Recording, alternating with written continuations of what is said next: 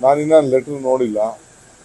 ಕಾಂಗ್ರೆಸ್ ಪಕ್ಷ ಎಲ್ಲರಿಗೂ ಕೂಡ ಸರಿಸಮಾನತೆಯಿಂದ ತೆಗೆದುಕೊಂಡು ಹೋಗಬೇಕಾದಂತ ಒಂದು ಮೂಲ ಧರ್ಮ ಇದೆ, ಸಿದ್ಧಾಂತ ಇದೆ. ಎಲ್ಲರಿಗೂ ನ್ಯಾಯ ಕೊಡಬೇಕು ಅನ್ನೋದಿದೆ. ರಾಹುಲ್ ಗಾಂಧಿ ಅವರು ಯಾರಿಗೂ ಅನ್ಯಾಯ ಆಗಬೇಕು ಅಂತ ಎಲ್ಲೂ ಹೇಳಿಲ್ಲ. ತುಳಿತಕ್ಕೆ ಒಳಗಾದಂತ ಸಮಾಜಕ್ಕೆ ಹೆಚ್ಚಿಗೆ ಶಕ್ತಿ ಕೊಡಬೇಕು ಅನ್ನೋದಿದೆ. ಯಾವುದೇ ತುಳಿತಕ್ಕೆ ಒಳಗಾದಂತ ಸಮಾಜಗಳು, ಯಾವುದೇ ಈಗ ಜೈನದಲ್ಲಿ ಬಡವರಿಲ್ವಾ, ಬ್ರಾಹ್ಮಣರಲ್ಲಿ ಬಡವರಿಲ್ವಾ, ಲಿಂಗಾಯತದಲ್ಲಿ ಬಡವರಿಲ್ವಾ?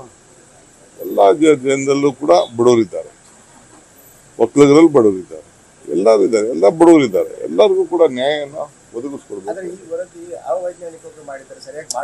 ನೋಡಪ್ಪ, ಅದೆಲ್ಲ ನಾವು ಈಗ ಚರ್ಚೆ ಮಾಡ್ತಾ ಇದ್ದೀವಿ, ಅವಕಾಶ ಮಾಡಿಕೊಡ್ತಾ ಇದ್ದೀವಿ. ಕೆಲವರು ಮನೆಗಳಲ್ಲಿ ಇರಲಿಲ್ಲ, ಕೆಲವರು 90% ಈಗ ನಮಗಿರೋ ದಾಖಲೆ ಪ್ರಕಾರ 90% ಬರ್ಸ್ಕೊಂಡಿದ್ದಾರೆ, ಇನ್ನು 10% ಇಲ್ಲ. ಕೆಲವು ಸಲಹೆಗಳನ್ನ ಕೊಡ್ತಾ ಇದ್ದಾರೆ. ಎಲ್ಲರಿಗೂ ನ್ಯಾಯ ಒದಗಿಸ್ಕೊಡ್ತೀವಿ. ಸ್ವಲ್ಪ ತಾಳ್ಮೆಯಿಂದ, ಇನ್ನ ಬೇಕಾದಷ್ಟು ಟೈಮ್ ಇದೆ. ಕೆಲವನ್ನೆಲ್ಲ ನಮ್ಮ ಮಂತ್ರಿಗಳೆಲ್ಲ ಹೇಳಿದಾರಲ್ಲ, ಇದಕ್ಕೆಲ್ಲ ಈಗ ಜಸ್ಟ್ ಪುಸ್ತಕ ತೆಗೆದು ನಮ್ಮ ಕೈ ಕೊಟ್ಟಿದ್ದಾರೆ. ನಾವು ಇನ್ನ 2 ದಿನ 3 ದಿನ ಅಧ್ಯಯನ ಮಾಡಿದ್ದೀವಿ, ಚರ್ಚೆ ಮಾಡ್ತಾ ಇದ್ದೀವಿ. ಇನ್ನ ಇಲ್ಲಿಗೆ ಇದು ಏಕಾಏಕಿ ಯಾವ ತೀರ್ಮಾನ, ಆತರದ ತೀರ್ಮಾನ ಯಾರು ತೆಗೆದುಕೊಳ್ಳುವುದಿಲ್ಲ. ಯಾರು ಹೇಳಿದ್ರಿ ಹಿಂದುತ್ವದ ಭದ್ರಕೋಟೆ ಅಂತ? ಎಲ್ಲಾ ಧರ್ಮಕ್ಕೂ ಇದೊಂದು ಭದ್ರಕೋಟೆ.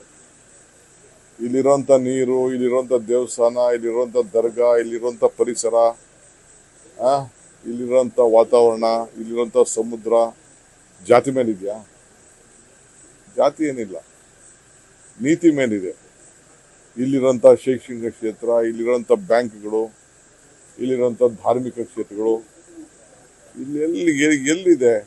ಎಲ್ಲರಿಗೂ ಇದೆ. ಇದೇನು ಬರೀ ಹಿಂದೂ ಅನ್ನೋದಿಲ್ಲ. ಕೆಲವರು ಮಾತ್ರ ಹಿಂದೂ, ನಾವು ಮುಂದು ಅಂತಾರೆ. ನಾವು ಹಿಂದೂ, ಕ್ರೈಸ್ತರು, ಮುಸಲ್ಮಾನರು, ಸಿಖ್ರು, ಜೈನರು, ಒಕ್ಕಲಿಗರು, ಲಿಂಗಾಯತರು, ಬೇರೆ ಬೇರೆ ಬಿಲ್ಲವರು, ಎಲ್ಲ ಜನಾಂಗಗಳು ನಾವು ಒಂದು ಅಂತೀವಿ ಅಷ್ಟೇ. ಅವ್ರು ಏನಾದ್ರು ಮಾಡ್ಕೊಳ್ಳಿ, ನಮ್ದು ಎಲ್ಲಾ ವರ್ಗದ ಜನರಿಗೂ ನಾವು ರಕ್ಷಣೆ ಮಾಡಬೇಕು. ಬಿಜೆಪಿ ಬಿಡಿ, ಅವ್ರದ್ದು ನಾನು ಯಾಕೆ ಅವ್ರ ಸುದ್ದಿ ಹೋಗೋಣ, ಅವ್ರ ಟೀಕೆ ಯಾಕೆ ಮಾಡಕ್ ಹೋಗೋಣ? ಅವ್ರೇನು ಹೋದ್ರು ಇಡೀ ರಾಜ್ಯ ಜನ ಒಪ್ಬೇಕಲ್ಲ.